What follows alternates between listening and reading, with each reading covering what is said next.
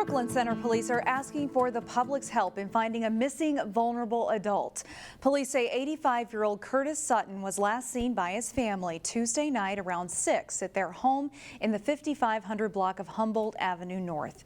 Sutton left the home on foot and does not have access to a cell phone or a car. If you've seen him, police say call 911. Golden Valley will take a look at throwing out its old tobacco ordinance and adopting a new one. The proposed new ordinance would make sweeping changes on how tobacco is regulated in the city. Changes include prohibiting the sale of flavored tobacco, prohibiting the sale of tobacco at pharmacies, and raising the legal age to buy tobacco to 21. The city would also cap the number of tobacco licenses issued to 8, and it would require liquid nicotine products to be sold in child-proof packaging. The council will discuss how much fines could be for violating these proposed ordinance changes later this fall. The city of Robbinsdale is continuing its efforts to keep Crystal Lake from reaching flood levels. The city rented these pumps last spring when the lake level reached at high stage. The machines were only supposed to be in place for a month or so, but because of all the rain we had, the city will continue renting them until the first freeze. Going forward, the city plans to look at buying its own equipment.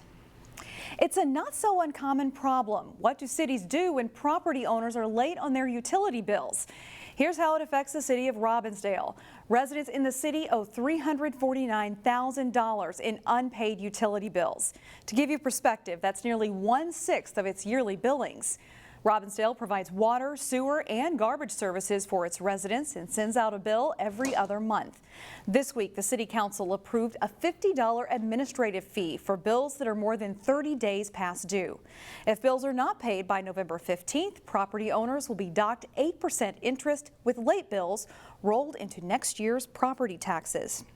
According to city documents, dozens of residents had unpaid utilities of more than $1,000. One homeowner had an unpaid tab of more than $5,000. The Maple Grove Planning Commission is recommending approval of new homes in the southwest part of the city. The proposal by Ganya Companies would build 17 homes in a new development called South Prominence. It's the last undeveloped piece of land in that area. The development would provide homes that look similar to this one. The Maple Grove Planning Commission is recommending approval. The Maple Grove City Council will vote on the project at its next meeting. Today's standout student comes from West Lutheran High School in Plymouth. Kelsey Latterell says she's formed bonds there that will last a lifetime. I had her for freshman science, and then last year for pre-calc with trig, and then this year I actually have her twice a day, so I have AP calculus and then physics. She carries a better than 4.0 grade point average, and physics is the class where I found Kelsey Latterell. Anytime I run into trouble or something's not making sense to me, I've never been afraid to ask questions, and that's probably what I can attribute a lot of success to, is just being comfortable with reaching out to teachers. Is that right? Is that supposed to be the same? Why? She's super conscientious just about everything. I mean, you saw that today when you observed the class, just every little bit. Am I doing this part right? Is this correct? That attention to detail is a must in the area of study Kelsey is most attracted to. Pre-med is the hope. I mean, that's what I've been focusing on since freshman year. I haven't thought of anything else as a career besides going into the medical field. West Lutheran exposes the kids to many of the ancillary career paths within an area. We do these things called career corners, and it's basically medical related things, but not necessarily being just a regular physician. Besides classes, Kelsey is enjoying her second year with the burgeoning handbell choir program at West Lutheran. She's also president of National Honor Society, vice president of Student Council, co-editor of the yearbook, and coordinator of the school blood drive. She works backstage with school productions, stepping into the role of stage manager last year. She just is so consistently amazing in so many understated ways all around that she was one of the first people that jumped into our brains. Right now, Kelsey is soaking in her senior year and appreciative of the atmosphere at West Lutheran High School. Some of the relationships I made here are going to last a lifetime. And I don't think that's wishful thinking. I think it's just the bonds we made are really deep. In Plymouth, Neil Persley, CCX News. With the holidays around the corner, the need for blood donations increased. On Wednesday, Maranatha Christian Academy held a blood drive for Memorial Blood Centers. I want to save lives, it's healthy for you to give out some blood every year. Students, staff, and parents at Maranatha rolled up their sleeves to donate. According to Memorial Blood Centers, every 2 seconds someone needs blood. We talked with one parent who donated in honor of a loved one who passed away. My sister-in-law, Gwen, had 3 different types of cancers throughout her life. She had her first bout with AML leukemia at age 5 and she's had probably over 300 transfusions in the course of her life. So I know the importance of it, and I'm happy I can donate and give it to some people who need it. Last year, Maranatha donated 94 units of blood over the course of 2 blood drives, and they hope to beat that number this time around. Wednesday was International Walk to School Day. Students in Brooklyn Center schools were encouraged to participate. The purpose is to promote students getting some physical activity in as well as fresh air before school begins, which can increase focus and concentration. Organizers also say there's an environmental benefit of having fewer vehicles out on the road. As we go to break, we'll leave you with students headed to learn in Brooklyn Center.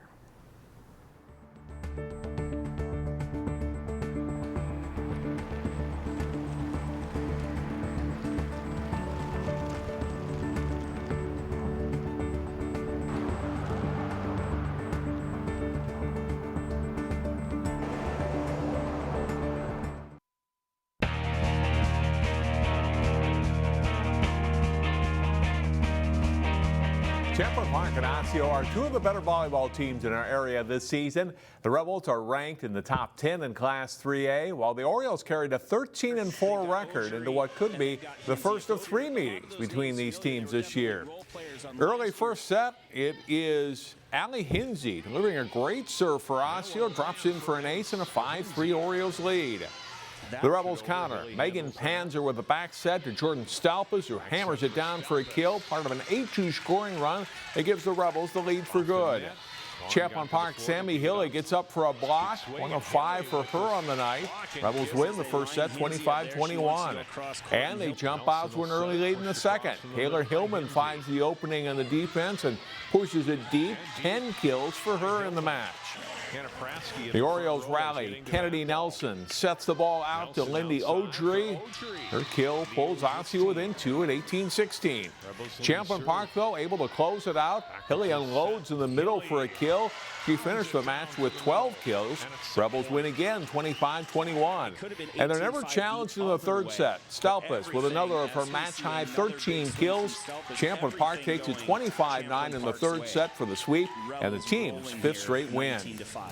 In girls soccer, Maple Grove's having an outstanding season. The 3rd-ranked Crimson looked to score their biggest win of the season when they hosted number 1 Andover. And the show must go on despite the rain at Maple Grove. Maple Grove gets a scoring chance in the first half with a shot by Lauren Bredensteiner, sails just wide. Game remains scoreless. Later in the first half, a big sequence, a crossing pass, short hops the Huskies goalkeeper. Kelly Collins knocked down as she attempts the shot. A foul is called, resulting in a penalty kick. And Haley Daiba makes it count, hooking the left-footed shot in. The Crimson take a 1-0 lead into halftime. Second half, and off the Luca Ralph corner kick, Abby Schulte heads it off the turf and in to give Maple Grove a big 2-0 lead. They almost add a third as Ralph's high shot in the wind and rain almost eludes goalie Ava Braun, but Maple Grove scores a big win. They beat the top-ranked Huskies. 2-0 is the final. And the Maple Grove boys made it a sweep, beating 6th-ranked Andover 3-1.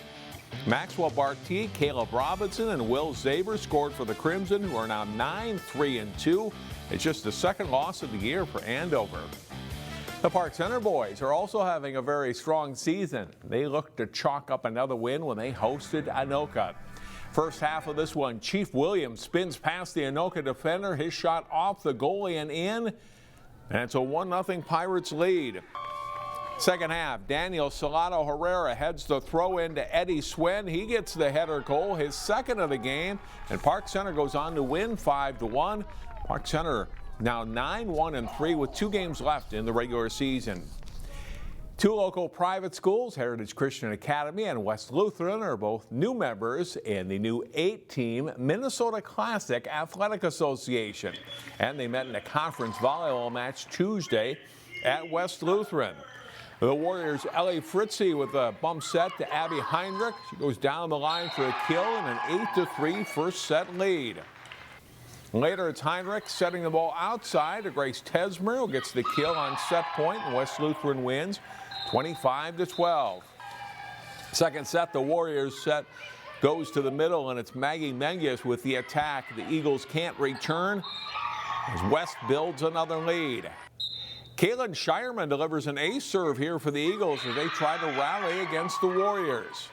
But West Lutheran holds its lead. A back set to Tesmer, who goes cross court for the kill, and they take the second set 25-13. Third set, the Eagles' Jordan Allen and Annika Millar get up for the block on the left side attack from the Warriors, but West Lutheran wins it. Elise Arps with a kill get a point here. West Lutheran wins 25-14 to earn the sweep.